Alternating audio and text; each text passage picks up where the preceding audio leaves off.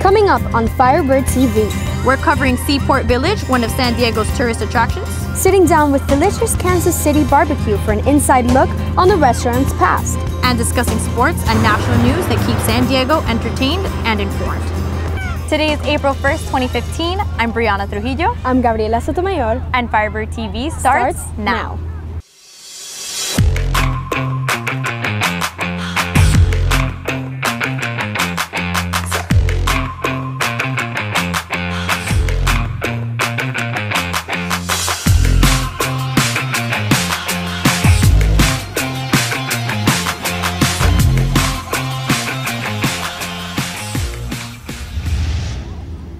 As you might have noticed, we're not at home in Miami, Florida. We're here in San Diego, California, a city with rich history for the Student Television Network Convention, a national competition for aspiring filmmakers and journalists. For this broadcast news show, we had 8 hours to produce, film, and edit an entire show. It's called Crazy 8, and it is in fact crazy.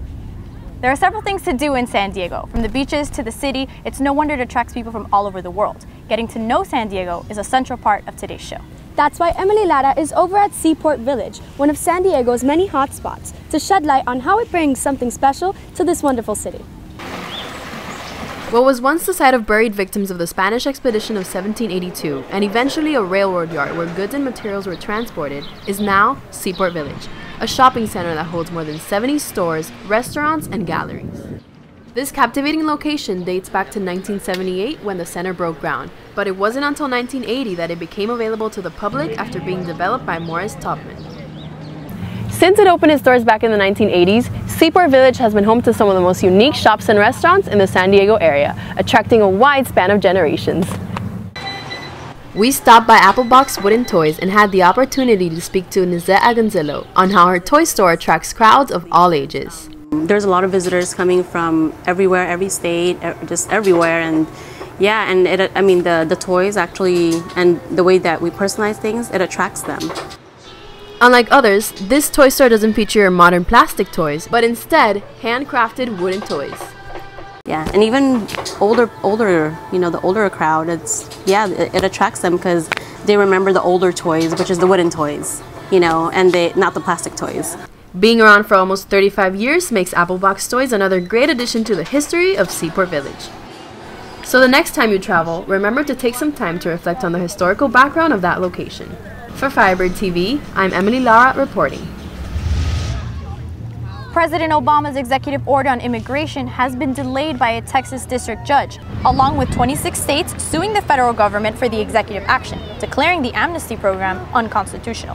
Over 4 million undocumented immigrants, including 22% from San Diego, were expected to qualify for the executive actions. The Fifth Circuit Court of Appeals fast-tracked the appeal to April 17th. For a city whose history has been heavily impacted by immigrants, the delay is quite controversial. Despite the sunny weather, this beautiful city and one of its famed restaurants has had darker days. Yannah Monasterios has had the chance to sit down with Kansas City Barbecue, a restaurant with an inspiring story. Spoiler alert, there's a happy ending.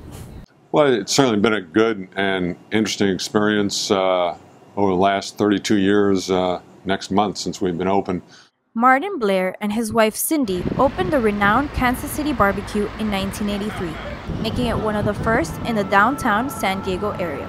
My wife and I moved back to San Diego from the Kansas area in 1980, and we kind of missed barbecue, and we both had other jobs going, but this seemed like an interesting kind of side business or hobby to have, so we opened the restaurant in 1983.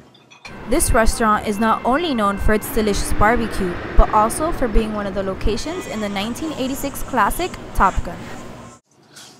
Top Gun was filming around the San Diego area at that time in 1985, and they were filming a scene across the street at Seaport Village where Tom and Kelly are on a motorcycle and going at sunset.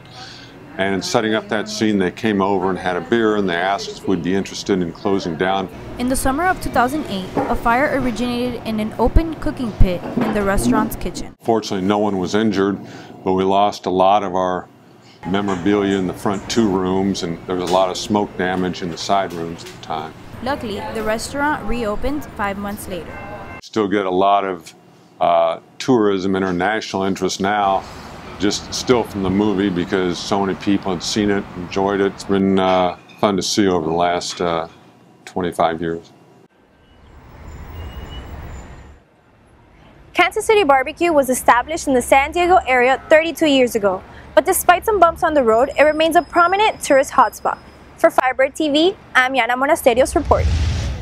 In the Hall of Champions Museum, San Diego locals and tourists are able to check out the city's sports past. Here, one can relive the most infamous sporting events in San Diego history, such as the brutal life of boxer Rocky Balboa or the riveting careers of Hall of Fame baseball players like Tony Gwynn and Trevor Hoffman. Guys like Tony Gwynn, who was, multiple All-Star, just a fantastic hitter and even fielder. It's once again, it's important to know who came before you, what they did to open the doorways for all these guys. The city of San Diego has also warranted the name as America's Sailing City, as it gave birth to Olympic sailing for Americans nationwide. Our gallery on the America's Cup ties in the competition that happened here, as well as when it was run by the New York Yacht Club on the East Coast and down in New Zealand, and early footage back in England. As a result, the museum serves as a wonderful foundation for sports fans to not only enjoy sports history, but be able to visualize the difference between historical San Diego and modern San Diego. For years, people have flocked to San Diego for the lively atmosphere. It's the little details, the untold stories that keep San Diego making history every day. With so much to offer, this is also one for the books for Firebird TV. Definitely. Reporting for Firebird TV, I'm Gabriela Sotomayor. And I'm Briana Trujillo.